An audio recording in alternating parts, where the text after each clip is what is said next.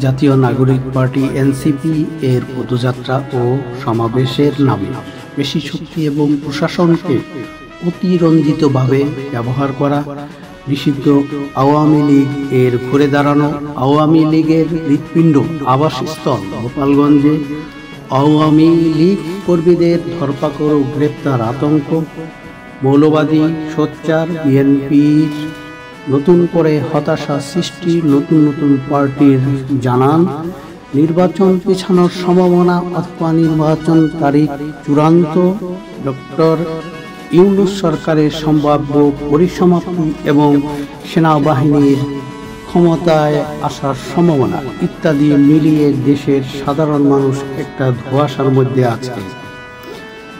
রাশিয়ায় যেমন এক সময় লেনিনবাদের পরিসমাপ্তি হয়েছিল, এখন বাংলাদেশে কিছু কিছু মহল চাইছে মুজিববাদ এর পরিসমাপ্তি হোক।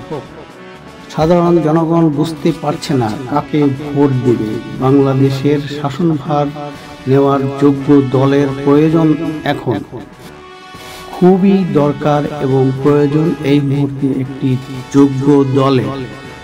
তবে যারাই ক্ষমতায় আসবেন, যেভাবে ক্ষমতায় আসুক না কেন, সামনে আওয়ামী লীগের চেয়েও খারাপ সময় আসার সম্ভাবনা উড়িয়ে দেওয়া যায় না। ক্ষমতায় আসার আগেই কিন্তু চাঁদাবাজি, খুন খারাপি, পেশি শক্তি লড়াই এবং প্রশাসনকে ব্যবহার করা শুরু হয়ে গেছে। বাংলাদেশের পরবর্তী নতুন ক্ষমতাসীনরা কিন্তু আরো করাপ্টেড হবে। শুনে রাখুন, আমি একজন নিরপেক্ষ নির্দলীয় বাংলাদেশের একজন সাধারণ নাগরিক হিসাবে আমার সাধারণ কিছু রাজনৈতিক কথোপকথন উল্লেখ করলাম। শুভেচ্ছা সবাইকে, আমি ফিন ভাই বলছি হেলসিঙ্কি ফিনল্যান্ড থেকে। আসা যাক মূল বিষয়ে। গোপালগঞ্জ রণক্ষেত্র নিহত 4, এনসিপি সমাবেশকে কেন্দ্র করে হামলা, সংঘর্ষ, ভাঙচুর, আগুন, 22 ঘন্টা কারফিউ জারি করা হয়েছে। এনসিপি এর পূর্ব নির্ধারিত পদযাত্রা ও সমাবেশকে কেন্দ্র করে গতকাল বুধবার গোপালগঞ্জ শহর রণক্ষেত্রে পরিণত হয়েছে। সকাল থেকে বিকাল পর্যন্ত চলে এই হামলা সংঘর্ষ, অন্তত 4 জন নিহত হয়েছেন। আইন শৃঙ্খলা নিয়ন্ত্রণে আনতে গোপালগঞ্জ 22 ঘন্টার জন্য কারফিউ জারি করা হয়েছে। 22 ঘন্টার জন্য কারফিউ জারি করা হয়েছে।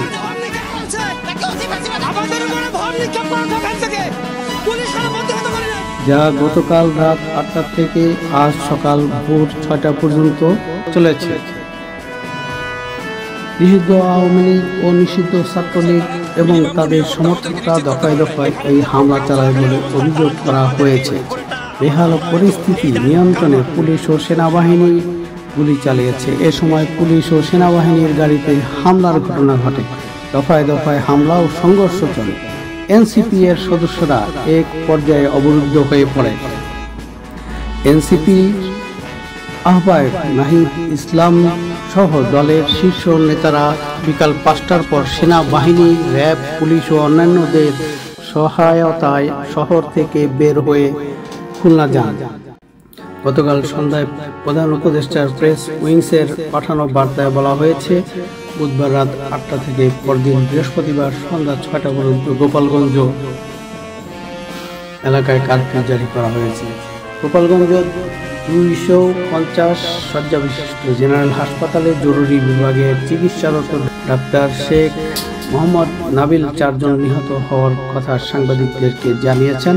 নিহতরা হলেন গোপালগঞ্জ শহরের উদয়ন রোডের বাসিন্দা সন্তোষ সাহার ছেলে দীপ্ত সাহা, বয়স 25, কোটালীপাড়ার রমজান কাজী, বয়স 18, টুঙ্গিপাড়ার সোহেল মোল্লা, বয়স 41 ও সদর উপজেলার ভেড়ার বাজার এলাকায় ইমন, বয়স 24। তবে নিহতরা কোন দলের লোক এ সম্বন্ধে বিস্তারিত জানা যায়নি। হাসপাতালে আরও 9 জনকে গুলিবিদ্ধ অবস্থায় আনার পর বিকেলে তাদের অস্ত্রোপচার করা হয়।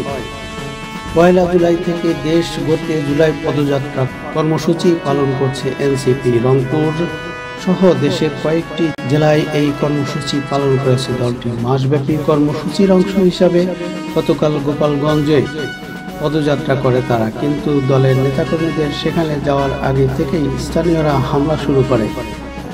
এনসিপির আহ্বায়ক নাহিদ ইসলাম সদস্য সচিব আক্তার হোসেন, মুখ্য সংগঠক দক্ষিণাঞ্চল হাসনাত আবদুল্লাহ, মুখ্য সংগঠক উত্তরাঞ্চল সার্জিস আলম সহ কেন্দ্রীয় নেতারা দুপুর 2টার পর সমাবেশ স্থলে উপস্থিত হন। পরে সমাবেশ শুরু হয়, তবে বিকেল 2:45টায় এনসিপির সমাবেশ শেষ হওয়ার সঙ্গে সঙ্গে কিছু সশস্ত্র ব্যক্তিবর্গ নেতাকর্মীদের উপর হামলার চেষ্টা চালায়। এনসিপির নেতাকর্মী ও পুলিশের গাড়ি আটকে দেয় তারা। ওই সময়ে সেনাবাহিনী ও পুলিশ সদস্যের সাউন্ড গ্রেনেড ছোড়া হয় ও ফাঁকা গুলি ছুড়ে পরিস্থিতি নিয়ন্ত্রণের চেষ্টা করা হয়। এনসিপির নেতাকর্মীরা অন্য দিক দিয়ে গাড়ি ঘুরিয়ে ঘটনাস্থল ত্যাগ করার চেষ্টা করতে থাকেন। ছাত্রলীগ ও আওয়ামী লীগের নেতাকর্মীরা অনবরত ইট পাটকেল ছুড়তে থাকেন এবং এক পর্যায়ে শহরের বিভিন্ন স্থানে দফায় দফায় তুমুল হামলা শুরু হয়।